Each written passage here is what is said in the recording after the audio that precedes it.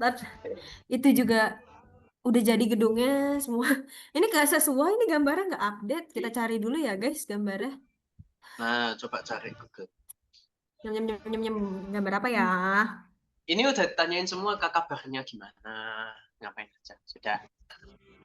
Chestnut belum ngomong, Chestnut. Yes. Kita S tuh Anya. Yes. Chess. Nah, Chess. disable kan chatnya. Nah, bagus. Iya. Chess. Ngomong. Kalau kata koden kapok, enggak canda. Tuh. Canda. Ada dia Chess. Ada gitu yang ngomong. Enggak. Benar. Chestnut main yuk. Dulu. Oh. Oh. Main kemana? Parah seri. Dan Nah, nggak usah diambil. Mikir buat Nggak usah ngelokno di- aku tok gitu. Oke. Nyilokno tok aku. Ya Allah. Tuh, nggak apa Chess. Kita lebih mending kamu ngil anak Erik, Iya. tapi kamu unmute daripada kamu mute. betul. Itu harus disyukuri Erik. Kamu nggak boleh kayak gitu, Rick. Kamu harus mensyukuri kalau Jason sudah mau on mic hanya untuk kamu loh, hanya untuk berbicara tentang kamu loh, Rick. Meskipun bicaranya Itu ngilokno. Itu ngilok. Ya, itu ngilokno. Heeh. Ngilokno. Yang penting dia unmute kan. Iya, yang penting kan tujuan kita kan supaya Jason unmute. Enggak, tujuanku bukan itu. Aku pengen tahu kabarnya gimana. Hey, ini puasa bully Erik. Gak ada yang bela nih. Tolong ke sahabat, Kamu- tolong Tuhan. Rick, kamu di sini cowok sendiri loh. Iya. Tuhan, tolong. Pada Tuhan. Nah, Tuhan itu omnipresence. Ya.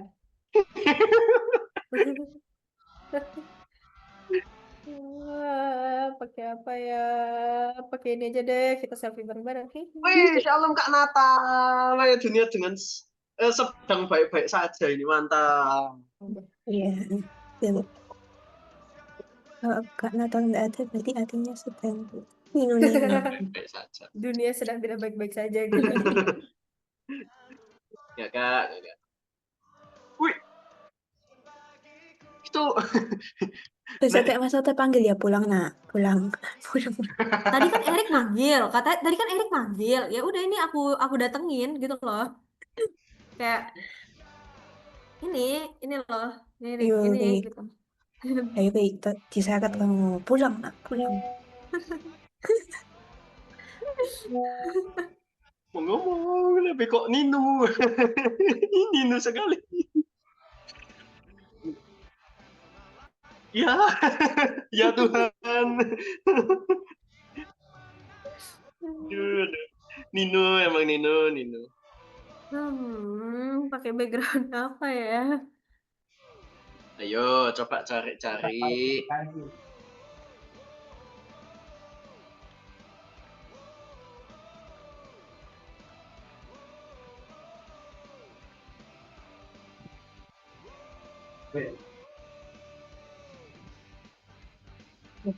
Erik jangan mengandalkan cipta, Erik. Kenapa? Jangan mengandalkan cipta. Dengan enggak boleh. Nanti kena copyright. Aduh. Pakai suara Ini Indonesia. ini juga ini pasang gini nih kena copyright ini. Ini kena copyright ini. Tolong. Oh, Ternyata misalnya kan sudah dibayar lunas sama Tuhan. Coba kamu nggak mau gitu Rick ke mereka Rick ke orang-orang yang di sana Rick. Jadi kamu dikelilingi, kita di tengah, nyalakan apinya.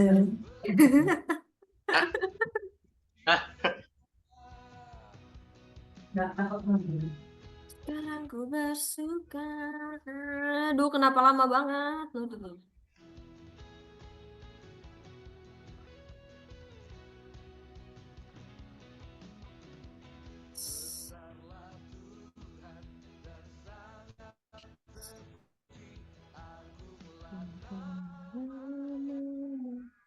Ceval, Iya. minta tolong dong buka WhatsApp-nya. Minta tolong. Bentar. Udah. Oh iya.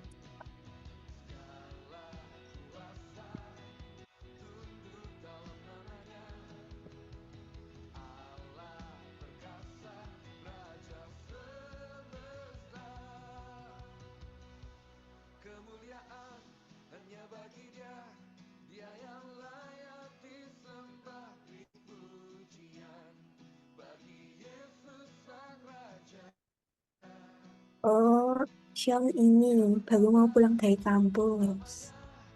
Waduh, habis kelas ya? Kali ini nggak mandi. Enggak deh. Enggak. Dia menjadi budak kampus selanjutnya. Cakep. Jadi budak kampus. Ini yang lainnya kemana ini? Nggak ada kabar. Ya Kalian sudah. nggak tidur kan guys? Kalau tidur itu loh, apa namanya, sungkan loh diliatin ada ini. Yesusnya ada tuh. Itu Kok lucu lucu sekali. banget. Lucu. Lucu sekali. Oke guys, kita pengumuman sebentar. Weh, kaget gak dong? Ayo, kenapa tiba-tiba aku? Iya. Ayo, bingung gak? Kenapa pengumumannya jadi aku? Enggak. Apa? Iya, enggak.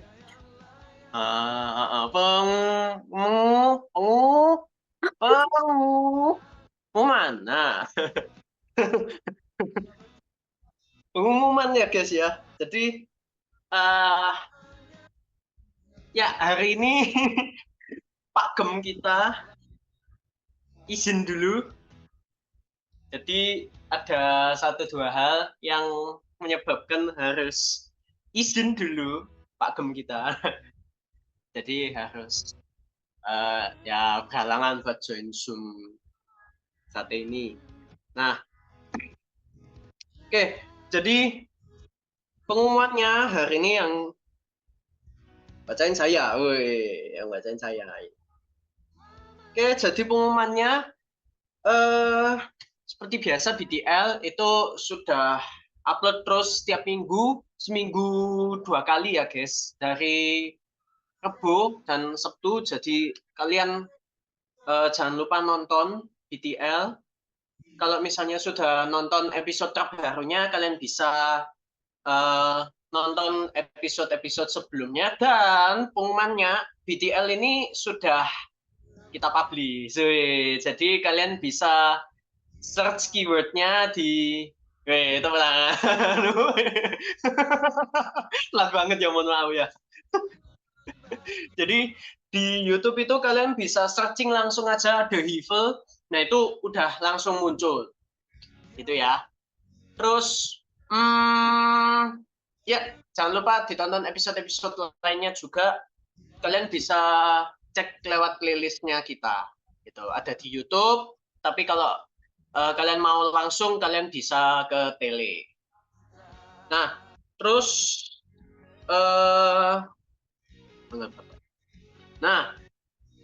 bulan Agustus ini, lebih tepatnya minggu ini, kita bakal mulai buat Foundation of Faith 1. Tanggal 15, 22 sama 29. Nah, jadi kalian jangan lupa join. Ini online ya guys, full online FOF ini. Nah, Foundation of Faith ini kan isinya kayak dimana fondasi dasar dari kekristenan. Di situ kita bakal ngomongin banyak hal tentang fondasi-fondasi utamanya, basic-basicnya. Itu ya guys. Jadi kalian jangan lupa ikut terus. Nah, yang sudah pernah join lagi, karena kode ini juga menjamin kalian pasti ada yang lupa. Jadi kalian nggak usah munafik lah ya. Kita pasti ada yang lupa lah. Nah, jadi kalian join ya untuk Foundation of Faith 1 ini. Nah, terus juga nanti ke depan kita bakal ada Hevel Sport. Nah, untuk tanggal pastinya ditunggu ya. Jadi Hevel Sport ini kita bakal olahraga bareng. Nah, olahraganya kalau dari Pak Gem ini ada 2, antara badminton atau biliar. Nah, nanti ditunggu saja. Jangan padel ya guys ya. Jangan padel. Jangan padel. Duit siapa? Tolong duitnya. Hey, ini saya berteriak ini dengan dompet saya ini. Mana ada ngawur ya kali. Oke guys, tolong guys, oke. Ya itu ya guys. So jangan lupa aktif terus berpartisipasi dalam setiap program dari Hevel ini, mulai dari BTL, terus FOF, Foundation of Faith 1. Nanti kalian jangan lupa join, dan nanti kedepannya ada Hevel Sport. Oke. So sebelum kita mulai hari ini, aku minta Cevel buat doa. Sebelum kita mulai sharing hari ini asik, kita sama-sama satu dalam doa.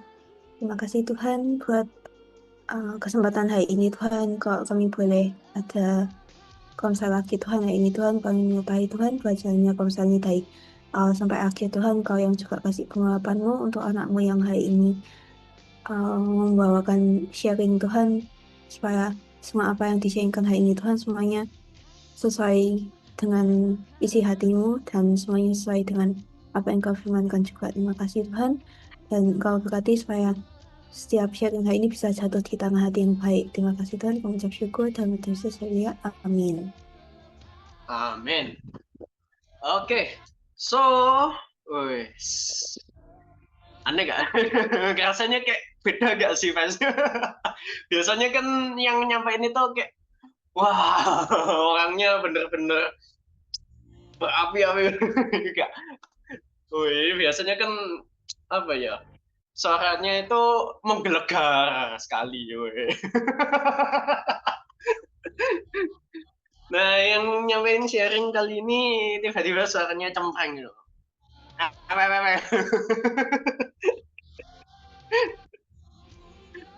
Oke, nah emang tuh ya, aku udah pernah ngomong sama Koden juga. Jokes yang paling lucu adalah tentang diri sendiri. Udah itu paling lucu. Kita berdamai dengan diri sendiri. Terus dijadiin jokes itu udah lucu. Nah, oke. Jadi hari ini temanya menarik ya, cukup menarik. Dan ya puji Tuhan ya, saya yang diberi kesempatan oleh Tuhan buat sharing untuk tema ini. Nah, temanya adalah titik putih di antara hitam. Nah, ada yang tahu nggak ini apa ya, titik putih di antara hitam? Ini maksudnya gimana sih? Nah, aku mau lebih santai lagi, lebih ya ada interaksi. Mungkin Cevel. Jangan Cevel lah, bosan.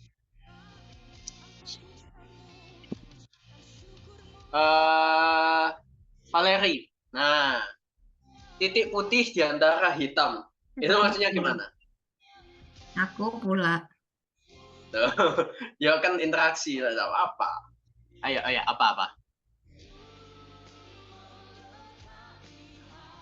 Titik Menurutmu putih di antara hitam, titik putih itu biasanya apa artinya suatu hal yang bagus di antara suatu hal yang terang di antara kegelapan. Oke, ya. Ada lagi? Udah. Nah, oke. Menarik. Titik terang di antara kegelapan. Mungkin aku tanya satu lagi deh.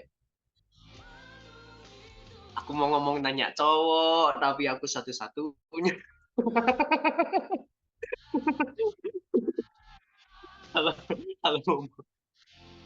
Apa ya? Oh ya, Ceyopi aja. Nah, menurut Ceyopi, titik putih di antara hitam. Titik putih di antara hitam, menurutku Betul. itu kayak ibaratnya kalau aku mengasosiasikan Wes, itu makasih. Ya, monggo. enggak mengasumsikan dia itu kayak terang di tengah kegelapan.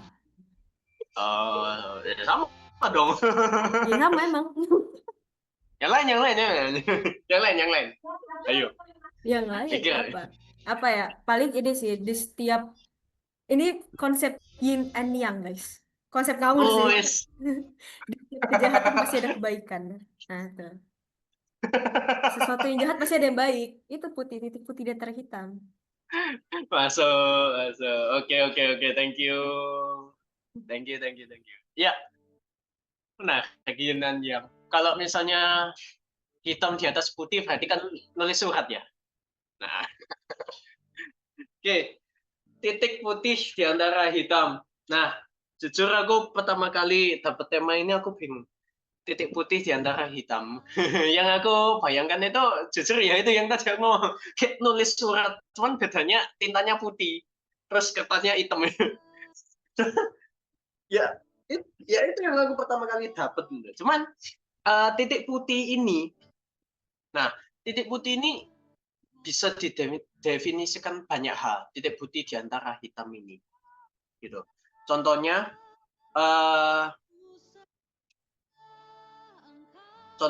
kayak sukacita di antara kesedihan, terus pemulihan di antara titik terendah, pemulihan di antara sakit penyakit yang menyerang, dan banyak lah. Titik putih dan di antara hitam ini banyak didefinisikan. Nah, titik putih ini Tuhan itu pasti sediakan titik putih, percaya enggak percaya, dan itu pasti sediakan. Kita di dalam kehidupan kita, apalagi akhir-akhir ini mungkin ada yang berada di titik yang capek banget gitu, rasanya capek, bener-bener capek, kayak apa ya, yang kita lewati saat ini, yang kita hadapi saat ini seakan-akan nggak ada jalan, nggak ada titik terang itu sendiri. Semua dari berbagai sektor, berbagai arah itu menyerang diri kita. Kita merasa terintimidasi bahkan kadang. Nah, tapi Tuhan ini,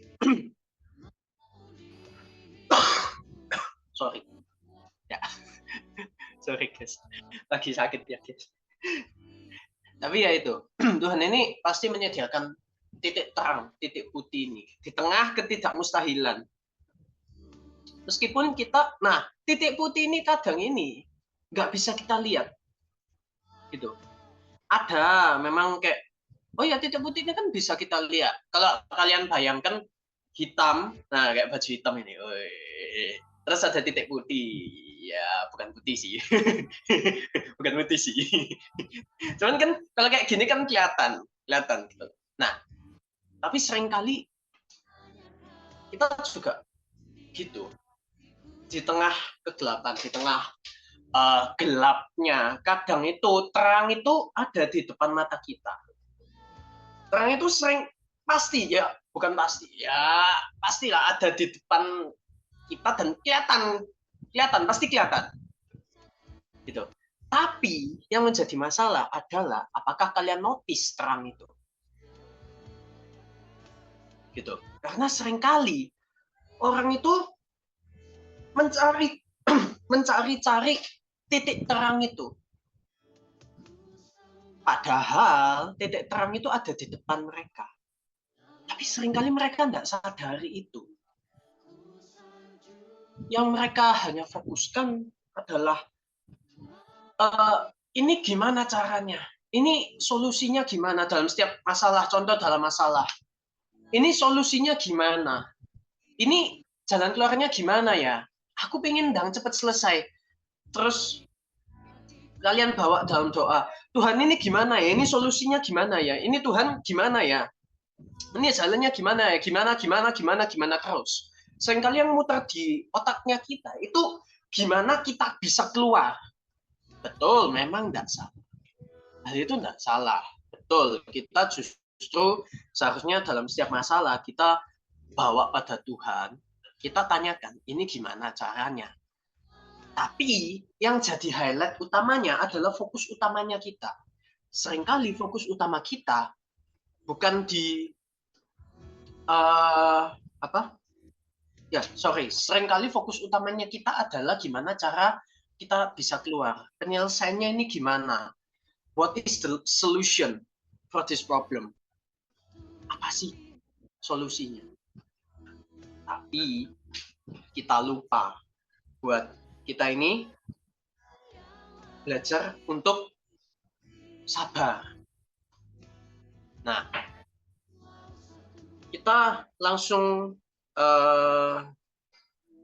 belajar dari satu ayat, bukan ayat sih. Ya ada beberapa ayat, bukan satu ayat, tapi ini ada beberapa ayat. Nah, kita belajar dari Yusuf. Oke, kita buka di ayo mana, ayo. Nah, Cevel silakan kasih tahu di mana. Tebak, ayo. Nah, ya kan, makanya. Gitu tadi aku disuruh nebak makanan. Canda ya, guys. Oke, kita buka di Kejadian pasal 37. Kejadian pasal 37 kita belajar dari Yusuf. Wes, Yusuf. Nah.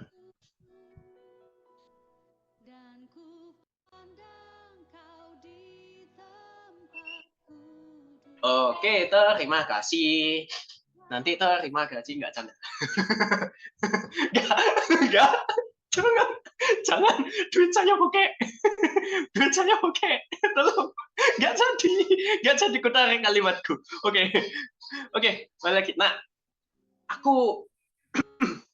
Nah, karena suaraku rada serak, aku minta tolong siapa yang bacain ya? Aku minta tolong. Siapa ya? Deg-deg ayo, deg-deg lah. Jayobi baca. Ayo, aku sambil minum dulu guys. Oke, guys. Ini baca dari ayat 1 batu nih. Ya, baca dari ayat 1. Denger lagi. Ya dong, denger dong. Oke, guys. Kejadian 37 ayat 1 sampai sekian. Yusuf dan saudara-saudaranya. Adapun Yakub, ia diam di negeri penumpangan ayahnya, yakni di tanah Kanaan. Di tanah Kanaan, oke gak canda. Oh iya, harus ditekan ya, gitu ya. Inilah riwayat keturunan Yakub. Yusuf tatkala berumur 17 tahun, jadi masih muda ya guys, ingat. Biasa masih menggembalakan. Lanjut. Biasa menggembalakan kambing domba bersama-sama dengan saudara-saudaranya, anak-anak Bilha dan Zilpa, kedua istri ayahnya. Dan Yusuf menyampaikan kepada ayahnya kabar tentang kejahatan saudara-saudaranya. Israel lebih mengasihi Yusuf dari semua anak yang lain, sebab Yusuf itulah anaknya yang lahir pada masa tuanya, dan ia menyuruh membuat jubah yang maha indah bagi dia. Oke, berhenti sini dulu. Berhenti sini dulu. Ganti. Tahan ya. Oke. Nah, dari beberapa ayat yang sudah kita baca, di sini terhighlight dengan jelas bahwa yang ayat 3, nah naik dikit naik ke puncak gunung. Enggak. Nah, di ayat 3 itu tertulis Israel lebih mengasihi Yusuf dari semua anaknya yang lain. Nah, di masa itu Yusuf itu jadi anak yang benar-benar dikasihi lah. Bahkan kayak saking dikasihinya, nah saudaranya ini sampai iri lihat Yusuf ini. Nah, nanti kita baca ayatnya. Nah, lanjut. Ayat keempat. Panas, panas, panas. Oh, aku lagi. Iya dong. Ngomong dong. Oh ya, Oke. sorry. Iya. Oke. Sabar, sabar. Ayat 4 ya. Setelah dilihat oleh saudara-saudaranya bahwa ayahnya lebih mengasihi Yusuf dari semua saudaranya, maka bencilah mereka itu kepadanya dan tidak mau menyapanya dengan ramah. Oke, lanjut. Pada suatu kali bermimpilah Sebentar. Yusuf. Stop ya. Stop ya, guys ya. Sabar. Mohon maaf, guys. Oke, dari tempat ini, nah kita jadi tahu kan, bahkan ayahnya, nah seorang ayah, orang tua, tuh lebih mengasihi Yusuf daripada saudara-saudaranya.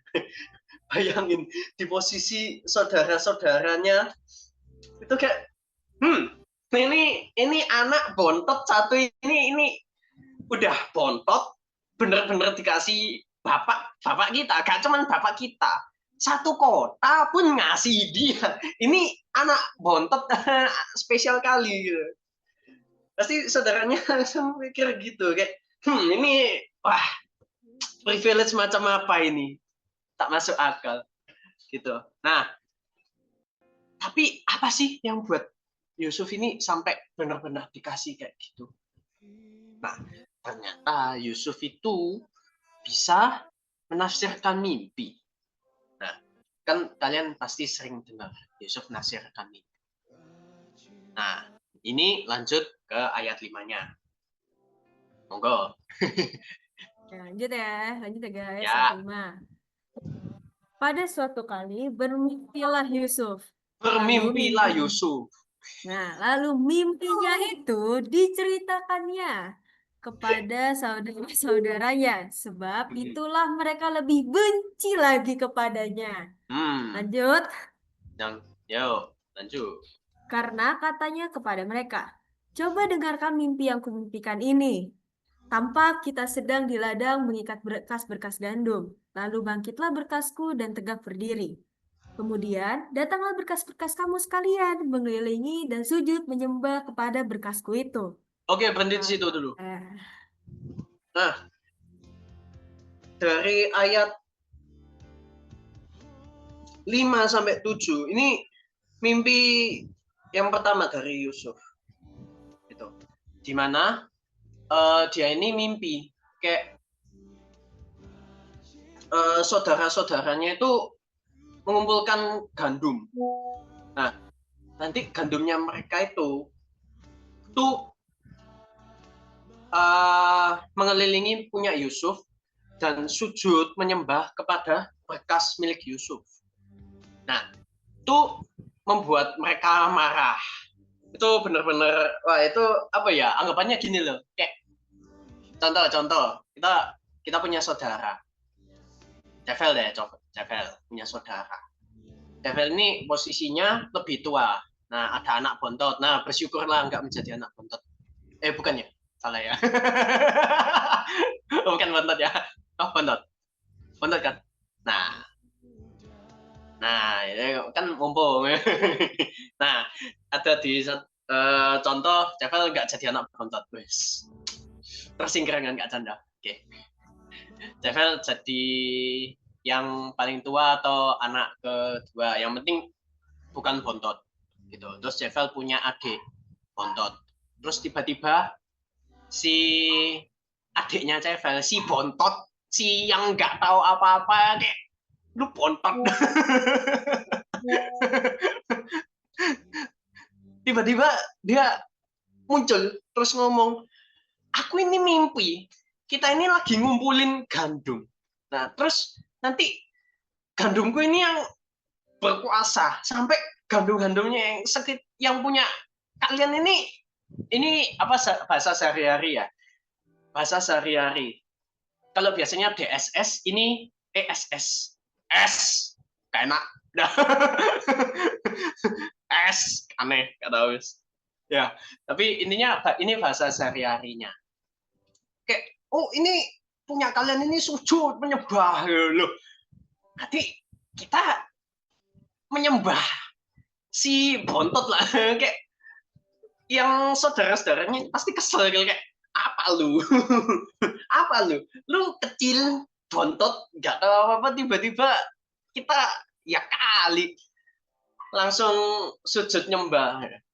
Nah, itu ayat 8 dijelaskan. Nah, langsung tak baca. Lalu saudara-saudaranya berkata kepadanya, apakah engkau ingin menjadi raja atas kami? Apakah engkau ingin berkuasa atas kami? Oh, langsung kayak, apa lu? Ini, aku nih lebih tua. Lu tahu gak sih? Lu tahu apa? Lu tahu apa? Lu tuh bontot. Ya, udah. Lo. Cocok. Udah aku ya cocok, enggak apa-apa. Nah, lo.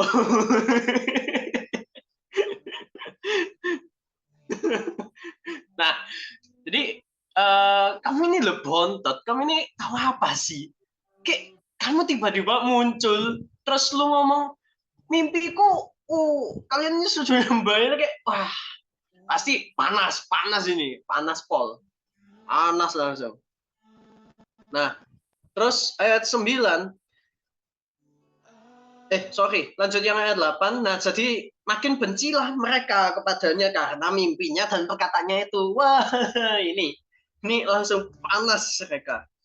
Terus ayat yang ke-9, lalu yang memimpikan pula mimpi yang lain yang diceritanya kepada saudara-saudaranya. Katanya, aku bermimpi pula, tampak matahari dan bulan dan 11 bintang sujud menyembah kepadaku.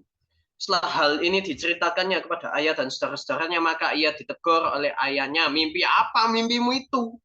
Masakan aku dan ibumu serta saudara-saudaramu sujud menyembah kepadamu sampai ke tanah. Nah, jadi dalam mimpinya Yusuf ini kayak, wah, semua alam semesta itu sujud menyembah pada Yusuf. Nah, disitulah titik kejatuhan dari Yusuf.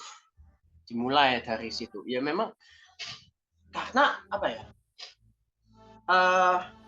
Yusuf ini anggapannya kayak, wah, semuanya itu sujud menyembah pada diriku. Wah, manusia mana yang berani ngomong kayak gitu?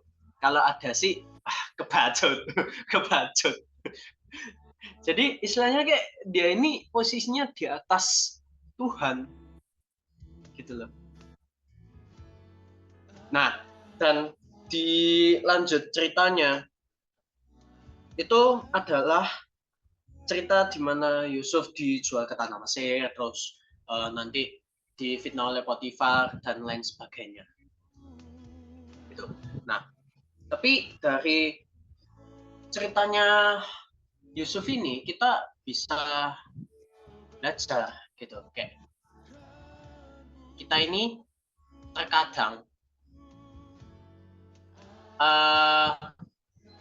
kita juga lalu membangga-banggakan diri kita. Kayak sampai sombong. Nah, akhirnya itu ada satu momen. Nah, ini sama seperti Yusuf. Ada satu momen di mana Tuhan mengizinkan untuk memproses diri kita. Nah, sekarang aku tanya, diproses dalam hidup gampang apa susah? Gampang atau susah? Langsung aja mangap. Nah, diproses dalam hidup itu memang susah, gitu. Nggak gampang. Ada banyak hal yang harus dikorbankan. Contoh lainnya selain Yusuf yang benar-benar diproses sama Tuhan. Ini sebelum-sebelumnya sudah pernah disampaikan sama Kodeni.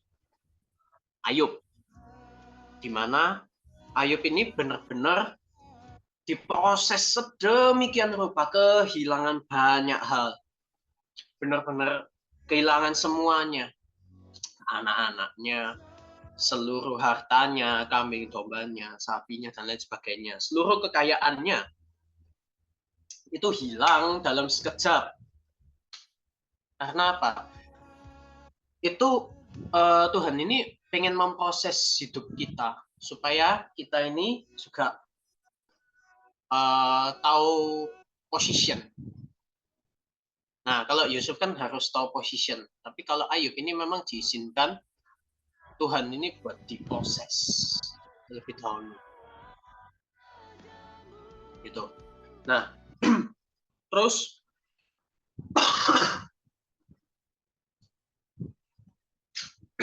oke. Sorry guys. Nah, di tengah-tengah proses itu respon hatinya antara Ayub dan Yusuf itu berbeda. Memang in the end-nya sama. Ayub dipulihkan oleh Tuhan bahkan 2 kali lipat dari sebelumnya. Yusuf dipulihkan oleh Tuhan juga menjadi raja dan lain sebagainya. Tapi respon hatinya itu beda. Kalau Ayub, kalau kalian baca di kitab Ayub, Ayub itu justru banyak menyalahkan Tuhan. Isinya ngedumel terus saja. Sampai-sampai Tuhan itu marah gitu loh pada Ayub. Kayak intinya intinya Tuhan ini ngomong, kamu ini siapa? Kok berani ngomong kayak gitu pada Tuhan sendiri? Intinya gitu. Sedangkan Yusuf, kalau kalian baca ceritanya nanti Yusuf, nah kalau kita baca ceritanya nggak selesai ya. Tapi kalau kalian baca ceritanya Yusuf di sini, Yusuf itu tetap taat. Taat dari dimana dia diproses, dia dijual, dia difitnah oleh Potifar, terus diproses banyak hal, dan Yusuf pun tetap taat gitu loh. Yusuf nggak banyak ngedumel, dia tetap sabar. Nah, di sini kita bakal masuk, baru masuk. Ini kok aku lama-lama ngikuti jejak Gembala banget. Intro lama-lama. Cakep wis, cakep. Nah, gitu. Tapi Yusuf itu tetap sabar menunggu titik putih di antara kegelapan yang ia sedang jalani. Titik putih ini bisa apa sih? Titik terang, titik pemulihan, titik balik dari sebuah kehidupan yang sedang kita jalani, di mana titik terendahnya itu ada titik balik. Di situ itu titik putih. Nah, di dalam penjara pun, nah Yusuf ini kan juga menafsirkan mimpi yang tadi kita sudah baca, menafsirkan mimpi. Nah, ia pun juga menafsirkan mimpi pada Firaun. Kayak gitu. Nah, gampang nggak menafsirkan mimpi pada Firaun itu? Kayak nggak gampang gitu loh. Kalau di posisinya Yusuf, pasti takut gitu loh. Sebelumnya udah nafsirin kayak bermimpi, tapi mimpinya itu malah membawa dia jatuh dalam dosa.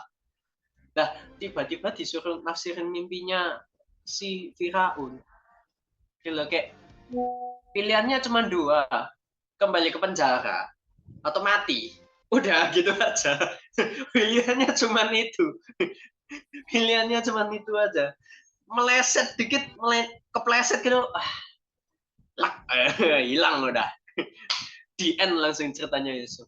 Di titik itu juga. Gitu. Tapi Yusuf pun belajar taat gitu loh. takut pasti takut, segala ketakutan itu pasti ada. Gitu. Sama lah kayak contoh kita pernah melakukan kesalahan gitu. Apa ya? Aku gak kepikiran satu contoh. Ya contoh aja lah, kita melakukan kesalahan A gitu. Gara-gara kita ini niatnya mau ngomongin dia, tapi kita ini kepleset, jatuhnya kita malah menyombongkan diri. Nah, akhirnya kita dihujat lah, kita langsung dikucilkan, dibuang. Nah, tiba-tiba ada satu orang ini datang minta, aku minta saran dong, gini. Kalian pasti takut. Kayak, aku takut nih, aku udah dikucilin sebanyak hal. Nah, contoh yang paling ramai kasusnya. Nah, ini kebetulan tiba-tiba dapat contoh yang pas. Jadi perintis itu asiknya di situ.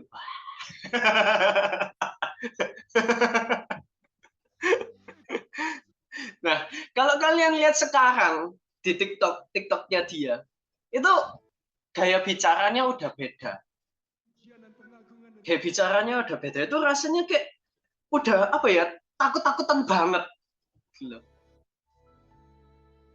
Nggak lihat anak kecil, nggak lihat orang dewasa, pasti sama gitu loh. Kalau sudah melakukan kesalahan kayak gitu, itu kalau diminta melakukan lagi, itu rasanya pasti bener-bener ketakutan ini, wah, datang.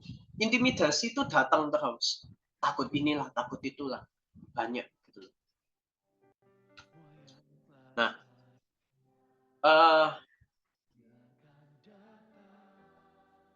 makanya itu Yusuf sama gitu. Yusuf pun pasti takut. Kayaknya kalau nggak mati ya penjara gitu loh. Tapi dia tetap taat. Dia tetap taat. Dia nggak melihat ini sebuah opportunity. Nah, titik putih ini anggapannya juga sebuah opportunity. Apakah kita bisa melihat opportunity ini atau enggak? Gitu. Kalau kita nggak bisa ambil opportunity ini, ya kita akan selamanya di dalam kegelapan itu. Gitu. Nah, tapi kadang pun kita nggak bisa melihat ini tuh titik putih toh. Sering kali dalam kehidupan kita tuh kita nggak bisa nggak sadar gitu, kayak ini titik putih toh. Ini opportunity, titik baliknya toh. Enggak. Kadang opportunity, titik putih itu kecil gitu. Kayak bahkan saking kecilnya itu bisa aja kita meremehkan hal kecil itu. Halah, kecil, bisa apa sih kecil gini? Seringkali kita meremehkan kayak gitu.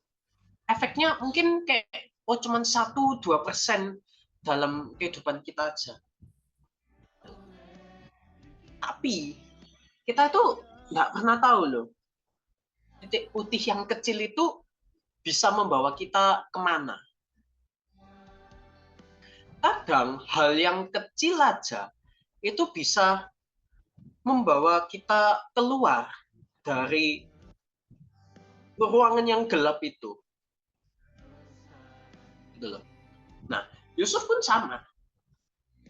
Yusuf nggak akan tahu itu titik putihnya.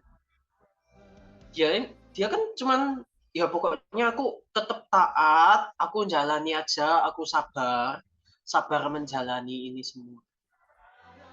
Gitu. Nah, tapi menjalani pun enggak cuman sekedar ya pokoknya lewat gitu. Nah, seringkali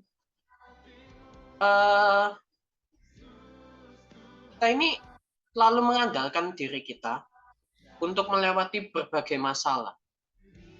Kita nggak menggandeng Tuhan. Kita nggak melewati bersama dengan Tuhan. Nah, kenapa aku bisa bilang kayak, kita kan diajari kayak, loh, menggandeng Tuhan itu udah pasti selesai. Kalau enggak ya enggak akan bisa gitu. Tapi ada part di mana kalau masalah dijalani, pokoknya dilewati aja, itu tuh bisa selesai. Memang ada part itu. Nah, kalau enggak, kenapa orang yang enggak kenal Tuhan pun bisa selesai masalahnya? Memang ada. Tapi hal yang lebih baik lagi adalah kita menggandeng Tuhan. Karena kita tahu mana jalan yang terbaik dari Tuhan.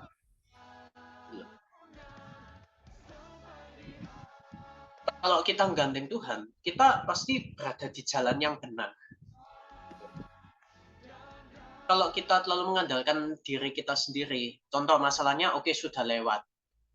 Tapi kita nggak tahu apakah ke depannya ini bakal berimpact lebih buruk lagi. Kalau kita sudah melewati masalah kemarin, tapi bukan jalan yang terbaik. Kan pasti ada impact-nya lagi. Tapi kalau kita menggandeng Tuhan, kita melewati masalah ini bersama dengan Tuhan, kita taruh di kaki Tuhan, itu udah pasti yang terbaik. Karena Tuhan itu pasti mereka-rekakan yang baik dalam kehidupan kita. Dan titik pemulihan pun itu juga pasti terjadi selama kita benar-benar pegang kuat-kuat tangan Tuhan.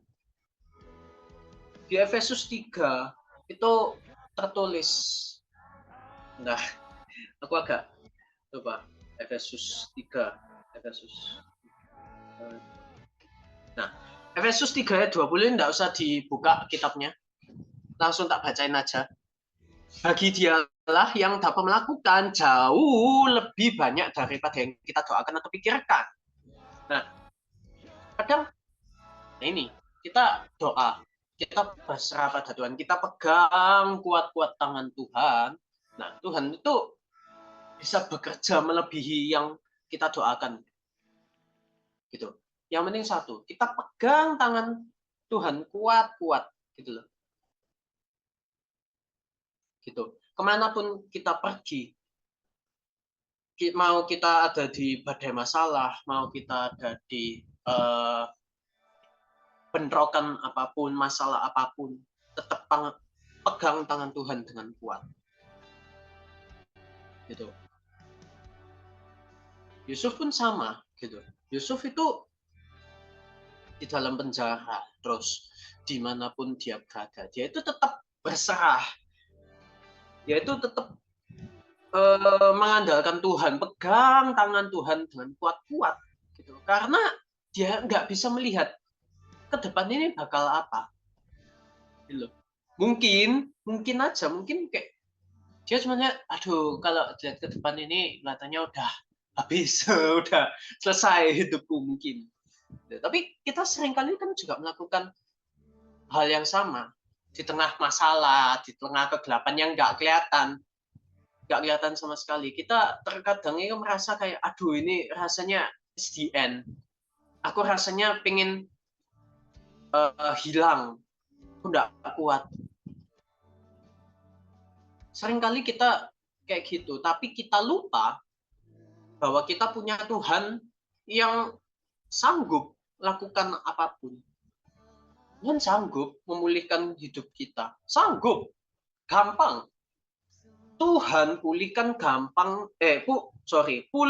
hidup kita itu gampang.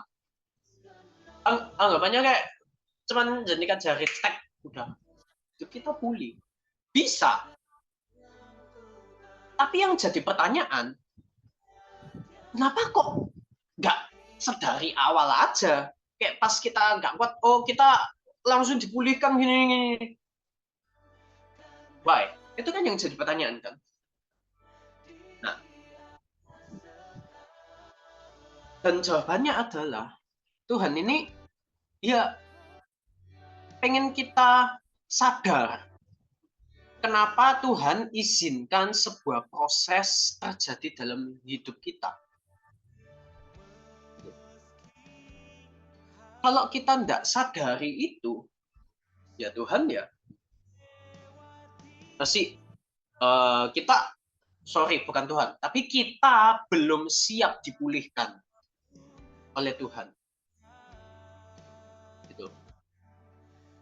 Doa kita tidak terjawab, terus masalah kita masih belum diselesaikan, masih belum ada titik pulih dalam kondisi kehidupan kita. Itu mungkin bisa saja karena kita belum sadar apa yang menjadi tujuan Tuhan izinkan proses itu terjadi. Yang harus kita lakukan apa? Ya kita tetap sabar. Tidak bisa kayak kita juga kayak Tuhan ini apa ya, Tuhan ini gimana ini, Tuhan ini maksudnya gimana ya Tuhan, tujuannya ini apa ya. Iya, boleh, kita boleh tanya Tuhan. Nah, kayak apa tujuannya kita diproses ini apa sih, hati Tuhan ini gimana sih ya, dan kita harus tanya itu. Dan sampai kita tidak tanya itu, kita juga harus tanya itu. Tapi seringkali orang lupa untuk sabar, untuk menikmati proses itu sendiri.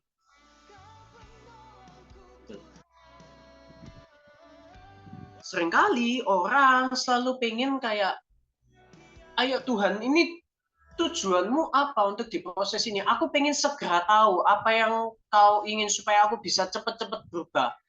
Seringkali kita maunya cepat, di saat itu juga selesai, di saat itu juga beres, aman semua. Tapi kita lupa buat menikmati proses itu sendiri. Menikmati proses itu hal yang lebih penting.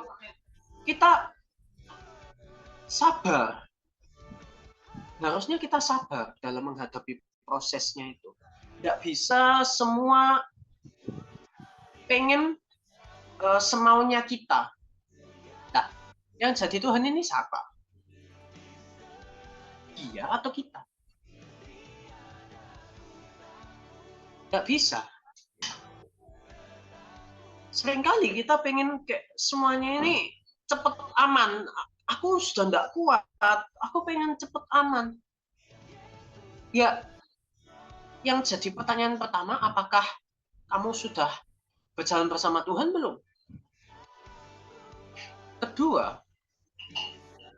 kamu harus menikmati proses ini. Makanya seringkali orang ngomong di proses itu tidak gampang, di proses itu tidak gampang. Ya, kita sudah sering lah kita mendengar kalimat itu. Di proses itu nggak gampang, iya. Tapi kalau kita sudah menjalani proses itu sendiri, kita kadang itu nggak sadar kalau kita ini pengen cepet. Nggak sadar.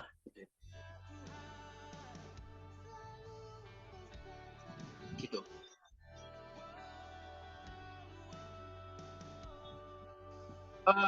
Seringkali kita ya juga memburu-burui Tuhan. Nah, itu juga hal yang salah.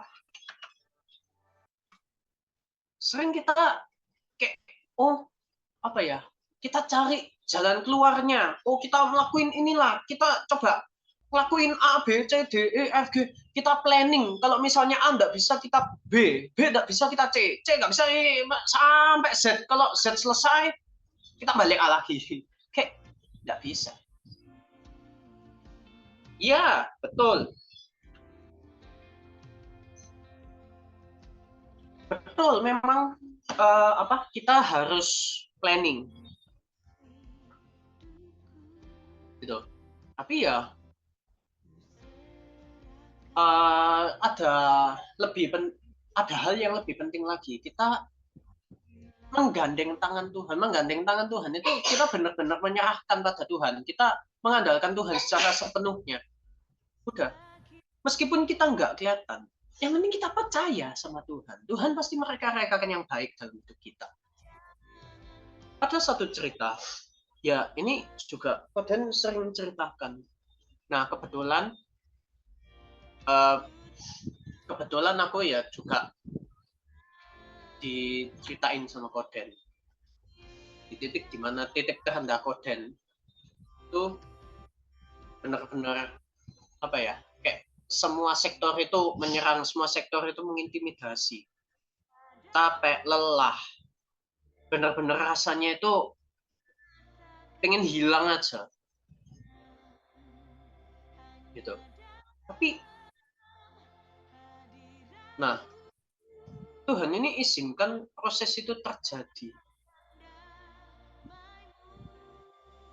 Koden ini juga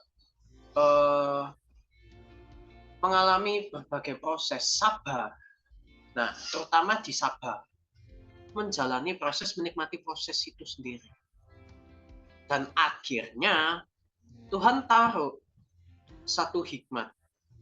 Ini loh, tujuanmu di proses itu ini. Dan disitulah perlahan dipulihkan setiap opportunity yang Koden sudah ambil kemarin itu justru menjadi titik pemulihan dari kehidupannya Kodeni sendiri. Itu sama, justru kita ya harus sabar di titik rendah kita, di tengah permasalahan kita sabar. Jangan kita justru memburu-burui Tuhan. Semakin kita memburu-burui Tuhan, semakin kabur titik putih itu. Gitu. Jangan sampai kita memburu-burui Tuhan. Tuhan punya waktunya sendiri. Apa sih yang Tuhan pengen? Tuhan itu cuma pengen kita itu sabar, tekun, dan ikhlas. Udah. 3 hal itu yang kita pegang supaya kita bisa melewati setiap fase dan kita bisa melihat titik putih itu. Dan in the end, yang Tuhan ingin apa? Kita tetap bertahan sampai akhir. Itu yang Tuhan ingin. Kita tetap bertahan sampai akhir dan kita tetap menggandeng tangan Tuhan. Gitu.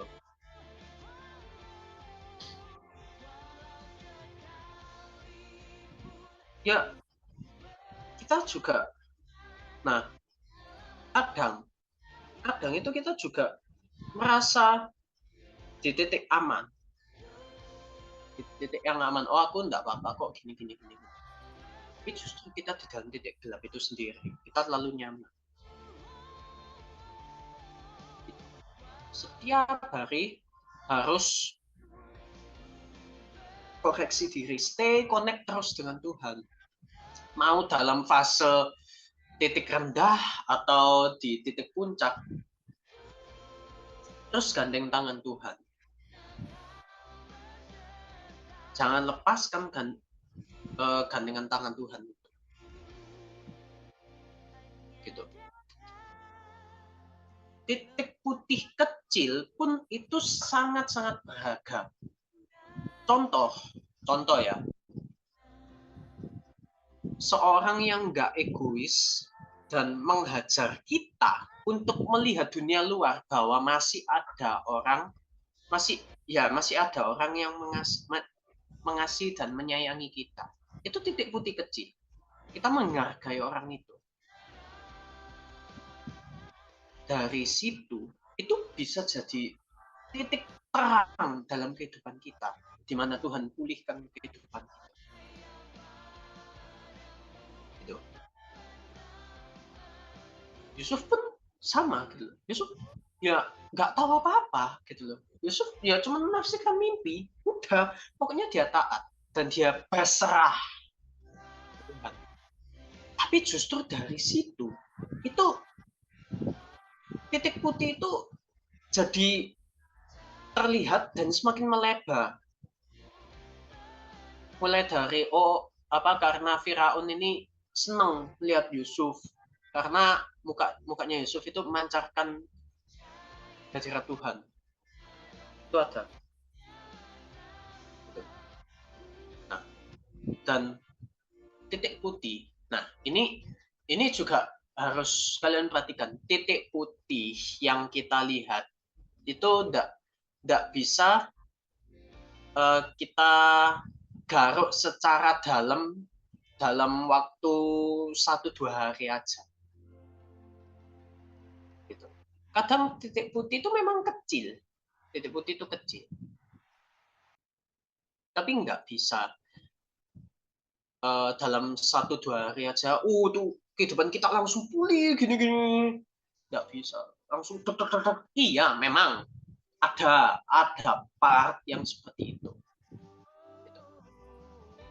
Tapi seringkali Tuhan itu izinkan titik putih itu juga tidak bisa digarap secara dalam waktu yang dekat. Gitu. Semua itu proses sama. Titik putih pun ada proses. Jadi tidak bisa kalian langsung berpikiran, oh kalau ada titik putih kecil, oh ini pasti Tuhan ini cepat. Oh bakal hidup kita dipulihkan, keluarga kita dipulihkan, pertemanan kita dipulihkan, perkuliahan pelayanan kita dipulihkan semuanya. Tidak bisa. Tidak bisa, apa ya? Ya memang bisa ada part itu, tapi nggak bisa dalam langsung 1 hari, langsung dari 0 ke 100 gitu, nggak bisa. Dari 0 ke 100 pun pasti ada proses kan, 0, 1, 2, 3, 4, 5, sampai 99, 100. Itu juga ada prosesnya, sama. Gitu. Kita dalam titik kegelapan maupun titik terang pun, kita ya terutama di titik kegelapan, kita jangan kayak fokusnya itu pingin bebas. Dan kita melihat orang lain, loh, kalau misalnya dia dipulihkannya cepat, berarti kan aku kan pasti sama kayak dalam 1 hari langsung. Jangan. Cari tahu apa yang menjadi tujuan dari Tuhan, apa yang Tuhan inginkan dalam hidup kita, itu kan lebih baik, dan kita sabar. Jangan berpikiran terlalu jauh. Perbaiki mulai dari hal-hal yang kecil dulu, contoh sifat-sifat jelek kita lah. Mungkin dari kalau aku lagi ongoing di progress pelitnya, aku jujur ya, memang gitu. Memang lagi on progress. Aku tetap sabar menjalaninya itu. Kayak kadang itu pengen cepet, memang manusiawi. Kita juga masih di dalam tubuh daging. Kadang kita pengen kayak pengen cepet. Tapi kita lupa esensi dari proses itu sendiri. Kalau semuanya Tuhan izinkan pulihkan dengan cepat, yang kita lihat itu bukan ke belakang, tapi yang kita lihat itu ke depan. Bagaimana Tuhan itu memberkati kita, Tuhan itu pulihkan hidup kita terus gini. Ya, itu tetap betul. Tapi jauh lebih baik kalau kita juga lihat ke belakang, bagaimana Tuhan memproses hidup kita, memproses sifat-sifat kita. Itu kan jauh lebih baik daripada kita cuma melihat berkat pemulihan percepatan. Gitu. Itu jauh lebih baik kalau kita melihat proses kemarin-kemarin, di mana kita dipulihkan mungkin dari yang pelit menjadi murah hati, menjadi generous. Benar-benar diproses. Itu.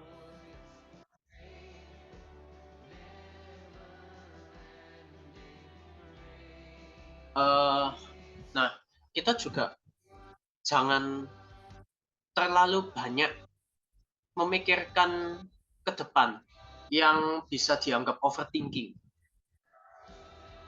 Kita nggak tahu apa yang terjadi ke depan.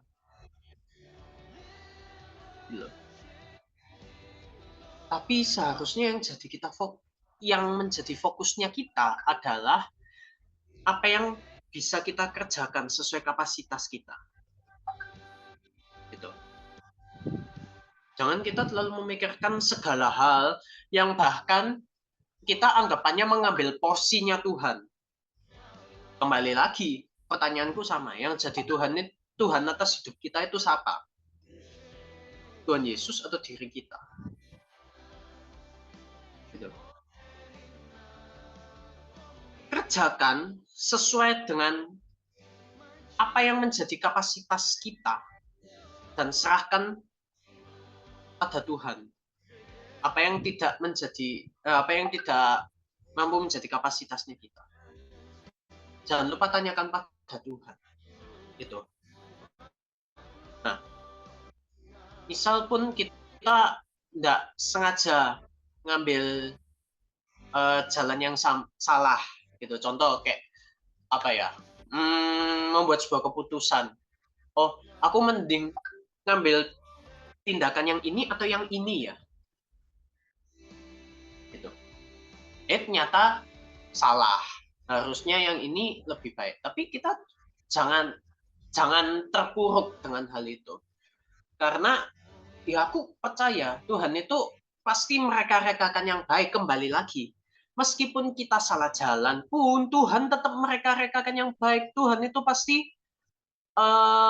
membuat jalan yang baru. Buat jalan yang lain. Supaya kita itu kembali lagi on track pada rencananya. Gitu. Yang penting kita jangan mengambil keputusan ini secara sembarangan, nggak kita pikirkan sama sekali. No, kita tetap pikirkan, tetapi pikirkan pada porsinya saja. Jangan berpikiran apa yang tidak bisa kita kontrol. Gitu. Pikirkan apa yang bisa kita kendalikan aja. Gumulkan pada Tuhan, itu juga penting. Jadi pilihan yang terbaik dalam mengambil sebuah keputusan adalah ada dua. Mengandalkan Tuhan dan melangkah dari apa yang kita gumulkan dengan Tuhan. Sisanya itu bagian dari Tuhan. Yang bisa kita lakukan adalah kita cuma bisa membagi jangka waktunya. Ini tugas yang sesuai dengan kapasitas kita. Ini jangka waktunya pendek atau tengah atau jangka waktu panjang. Jangan kita mengikut campuri apa yang menjadi pekerjaannya Tuhan. Banyak loh orang stres. Bahkan ya pindah server ke yang lainnya, agama lainnya. Meninggalkan Tuhan. Karena apa? Mereka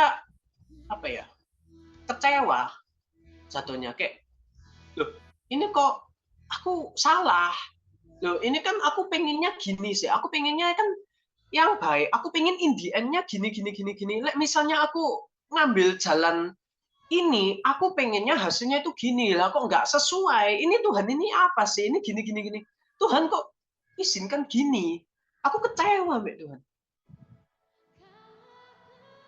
Seringkali mereka menuntut Tuhan dan mereka kecewa sendiri dengan Tuhan. Lah, kembali lagi. Yang jadi Tuhan atas hidup kalian siapa? Atas hidup kita siapa? Sama diriku juga. Siapa yang menjadi Tuhan atas hidup kita? Apakah Tuhan Yesus sendiri atau kita? Gitu.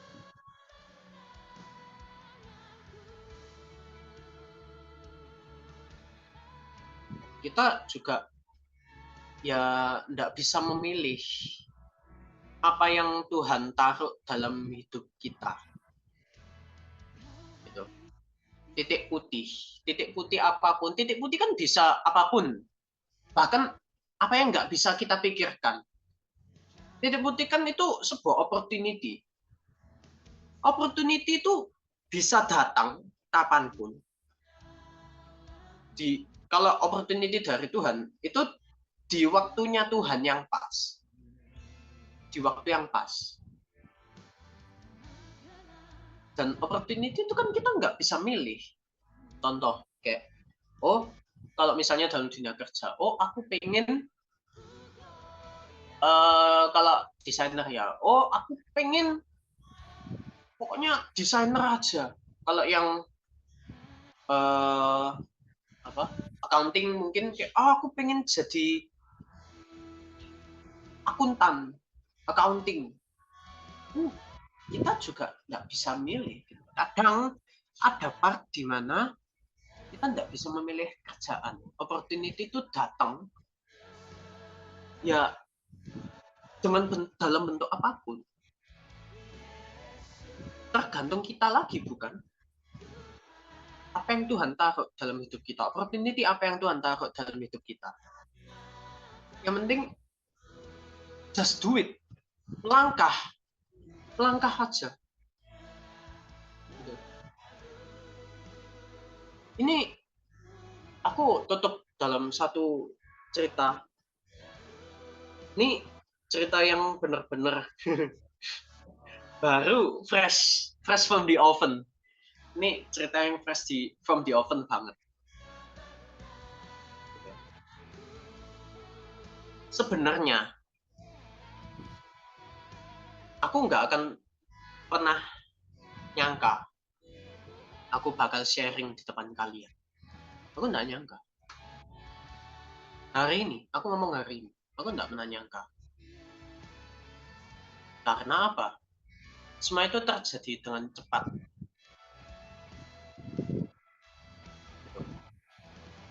Tiba-tiba kok ini ada 1-2 hal halangan yang akhirnya nggak bisa buat join Zoom ini.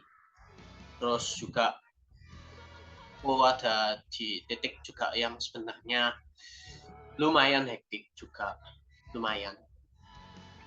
Dan tiba-tiba aku dikabari, Rick, kamu hari ini yang sharing ya, aku nggak bisa gini.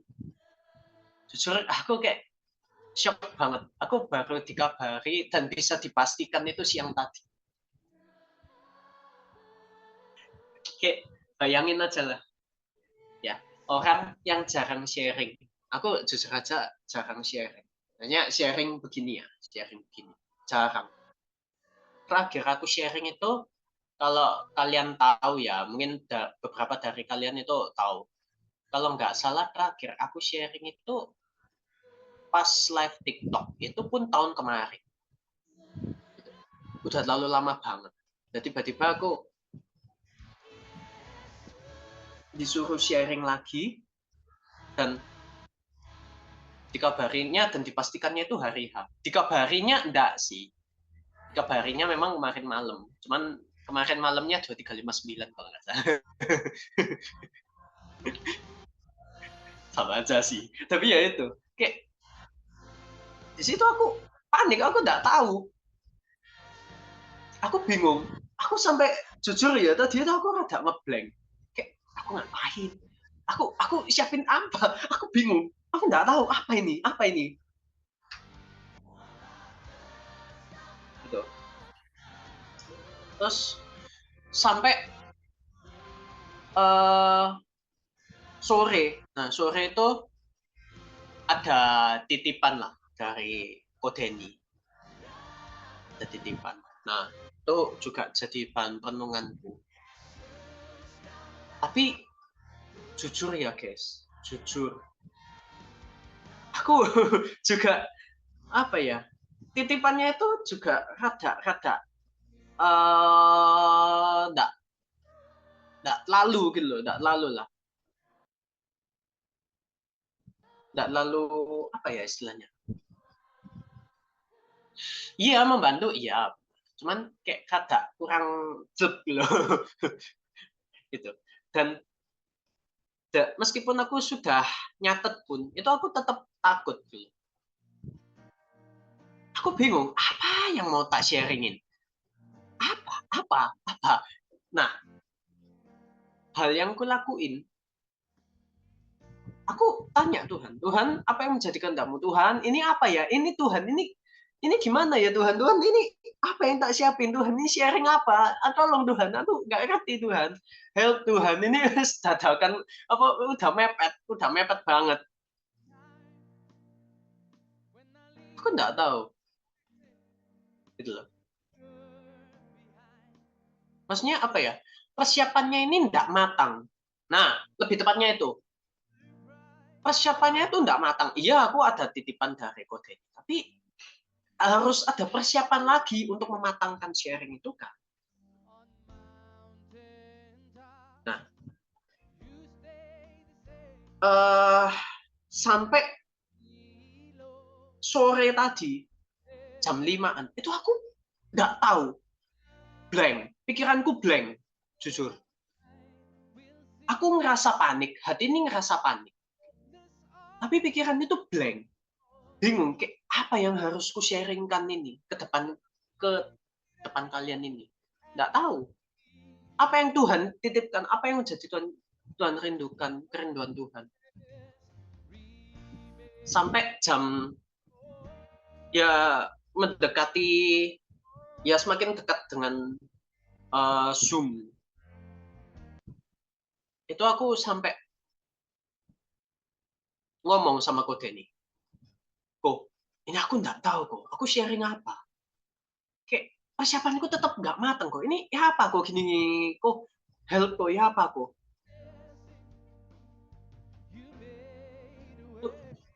Kode ini cuma ngomong. Kamu sampai di detik ini pun, kamu tetap mengandalkan kekuatanmu sendiri. Kamu nggak menyerahkan itu pada Tuhan.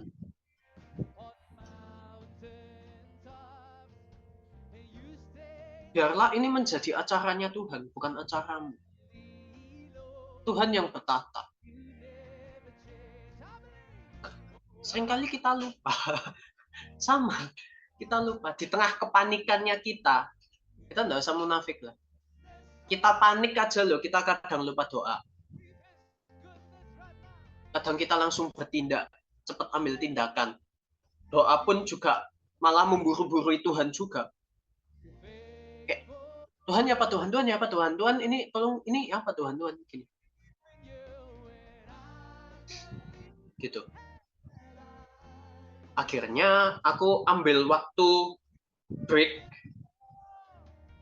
Aku benar-benar berdoa. Aku benar-benar merendahkan diri di hadapan Tuhan. Aku ngomong, Tuhan, aku benar-benar menyerahkan ini dalam tangan-Mu saja. Ini bukan acaraku. Ini acaramu Tuhan. Tuhan yang bertahta. Tuhan maafkan diriku. Lalu mengandalkan diriku sendiri. Aku lupa. Aku terlalu panik. Tapi di saat kita benar-benar merendahkan diri di hadapan Tuhan, di situ pasti ada jalannya. Titik terang apapun itu pasti. Dan puji Tuhan, entah dari mana, selama sharing ini benar-benar tuntunan dari Roh Kudus saja. Benar-benar tuntunan dari Roh Kudus. Bukan karena persiapan dari materi, kok aku nggak siap apa-apa. Nggak siap. Gitu. Persiapanku nggak matang sama sekali. Mentah. Tapi Tuhan itu pasti ada aja jalannya. Ada aja. Tiba-tiba aku dapat apa selama aku sharing ini. Tuhan yang tuntun. Karena apa? Aku benar-benar menyerahkan diriku, aku merendahkan diriku sampai aku sujud, ya dalam tanda kutip sujud di hadapan Tuhan. Biarlah Tuhan yang pakai diriku, Tuhan yang benar-benar pegang kendali atas hidupku. Bukan aku lagi yang megang diriku sendiri, tapi Tuhan yang pegang diriku. Gitu. Titik putih ini termasuk bagian dalam proses dalam spiritual journey kita. Nah, titik putih ini bukan berbicara kayak apa besar atau kecilnya titik putih itu, gitu. Ataupun masalah selesai atau tidak. Tapi siapa yang membackup kita dan dengan siapa kita berjalan. Gitu. Masalah selesai kadang tidak sesuai dengan kehendak Tuhan, bisa aja berimpact di belakang-belakang. Dan kadang pun kita buat-buat sendiri. Gitu. Tapi hal yang lebih penting adalah kita struggle bareng Tuhan, kita susah bareng Tuhan, kita benar-benar jalani apapun bersama Tuhan. Dan kita akhiri dengan puji Tuhan. Maka pemulihannya pun akan lebih ekstrim. Right? Oke. So, itu aja. Hari ini, ya, kita tutup dalam doa. Silakan, Cevel. Minta bantuannya. Oke, jadi buat tutup sharing hari ini kita sama-sama satu dalam doa. Terima kasih Tuhan buat sharing hari ini. Tuhan, apa yang Engkau sampaikan Tuhan lewat anakmu Tuhan, kami percaya Tuhan ada buah-buah yang dihasilkan Tuhan lewat sharing anakmu hari ini Tuhan, dan Engkau yang sertai Tuhan supaya bisa ada lebih banyak buah lagi Tuhan yang dihasilkan lewat sharing hari ini. Terima kasih Tuhan, kami mengucap syukur dan Yesus, ya amin. Oke, amin. So, kasih tepuk tangan dulu buat Erik karena dia the first pertama kali sharing di tempat ini. So, jangan kaget, nama aku Daniel Denny Susastro ya. Itu nama baptisku. Gitu ya. Jadi makanya kenapa aku dulu nggak seneng sama Daniel, ternyata penuh dengan iman gitu ya. Nggak salah itu satu gereja aku Bapak Gembala ngasih ini. Oke. So, ayo foto dulu.